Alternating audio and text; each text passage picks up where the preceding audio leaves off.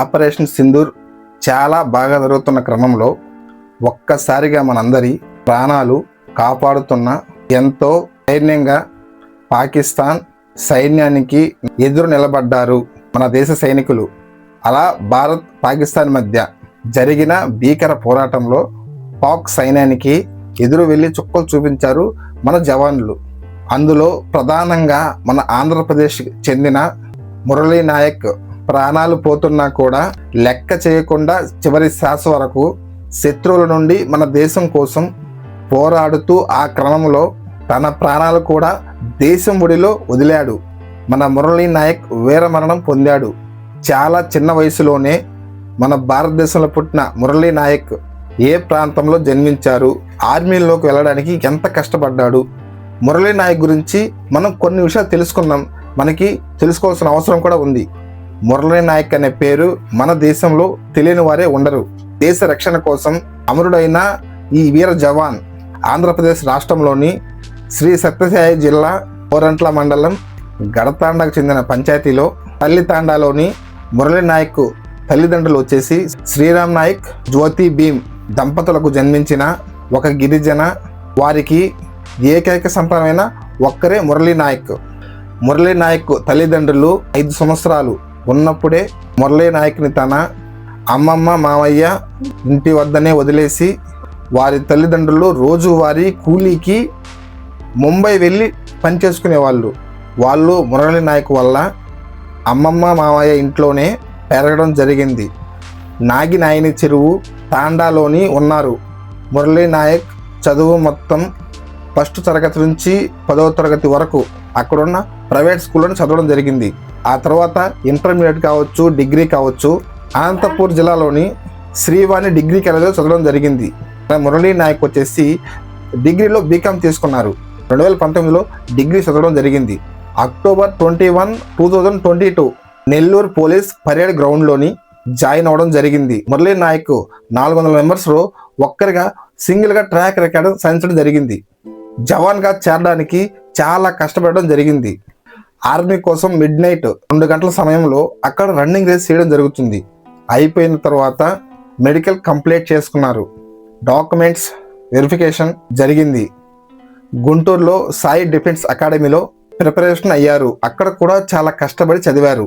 మురళీ నాయక్ చిన్ననాటి నుంచి చాలా యాక్టివ్గా ఉండేవాడు. మన దేశం కోసం ఏదైనా చేయాలి మురళీ నాయక్ గట్టిగా సంకల్పించుకున్నాడు.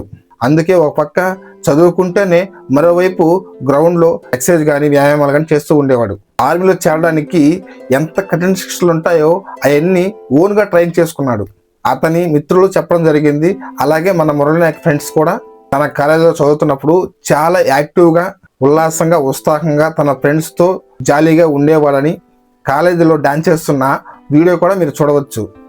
డిగ్రీ పూర్తవగానే మన మురళీ నాయక్కి భారత్ రైల్వేలో జాబ్ రావడం జరిగింది. కానీ అది వద్దనుకొని వదిలేశారు. చిన్నతనం నుండే భారత సైన్యంలో చేరాలని మురళీ నాయక్ గట్టి కోరిక. అదే ఇష్టంతో చాలా కష్టపడి చదివారు ఆర్మీ కోసం.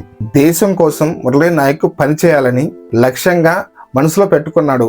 అది డిసెంబర్ 2022లో భారత సైన్యంలోకి అగ్నివీరికలో సెలెక్ట్ అవ్వడం జరిగింది. మొదటిసారి మురళీ నాయక్ ఆర్మీ డ్రెస్ వేసుకోవడంతో మురళీ నాయక్ ఎంతో సంతోషంతో ఉండడం జరిగింది. ఆ తరువాత జమ్మూ కాశ్మీర్, పంజాబ్ సరిహద్దుల్లో సేవలు అందించడం జరిగింది. 2.5 సంవత్సరాలుగా విధులు నిర్వహిస్తున్న పనిలో రాటు తెలడం జరిగింది. ఈ తరుణంలో జమ్మూ కాశ్మీర్లో 2025 మే 7న భారతదేశం ఆపరేషన్ సింధూర్ పేరిట పాకిస్తాన్ భారతదేశం పైకి భీకరమైన పోరు కొనసాగింది. ఈ క్రమంలో భారత జవాన్లు కూడా చివరిదాకా పోరాటం సాగించారు. పాకిస్తాన్ సైనికులకు ముచ్చెమటలు పట్టించారు. జమ్మూ కాశ్మీర్ విధి నిర్వహణలో మురళీ నాయక్ వీరమరణం పొందడం జరిగింది. ఇక మురళీ నాయక్ మరణం చెందారని ఆ వార్త ఆ కుటుంబ సభ్యులకు చేరగానే తల్లిదండ్రులు ఒక్కగానొక్క బిడ్డ ఇంకా లేరని తల్లిదండ్రులు, బంధువులు, ఫ్రెండ్స్ అందరూ కన్నీరు మున్ని రావడం జరిగింది. ఈ సందర్భంలో మురళీ నాయక్ తండ్రి గారు కొన్ని విషయాలు చెప్పడం జరిగింది. పాకిస్తాన్ సైనికులు 14 మందిని చంపారు అని మురళీ నాయక్ తండ్రి గారు చెప్పడం జరిగింది.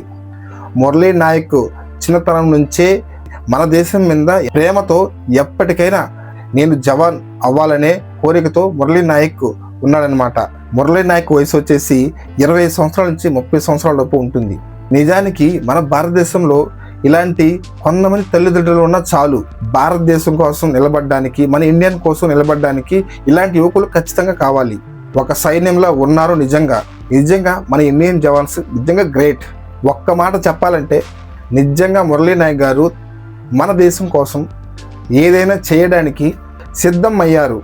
మురళీ నాయక్ నా దేశం నాకు ముఖ్యం అని మిలిటరీ శ్రేష్ఠంగానే అతనికి చాలా గర్వం అనిపించింది.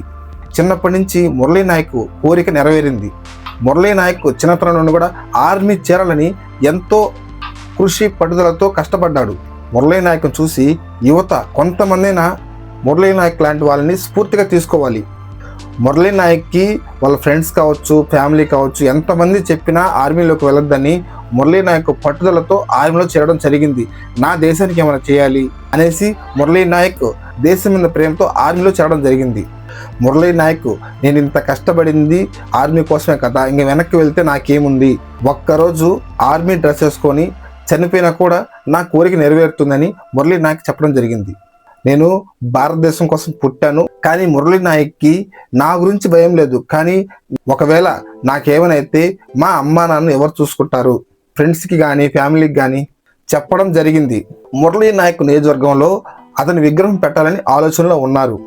పలువురు రాజకీయ నాయకులు వాళ్ళ దగ్గరకు వచ్చి సందర్శించడం జరిగింది. నిజంగా చెప్పాలంటే పాకిస్తాన్తో పోలిస్తే మన ఇండియన్ ఆర్మీ వాళ్ళు 2-3 రెట్లు ఎక్కువ ఉంటారు.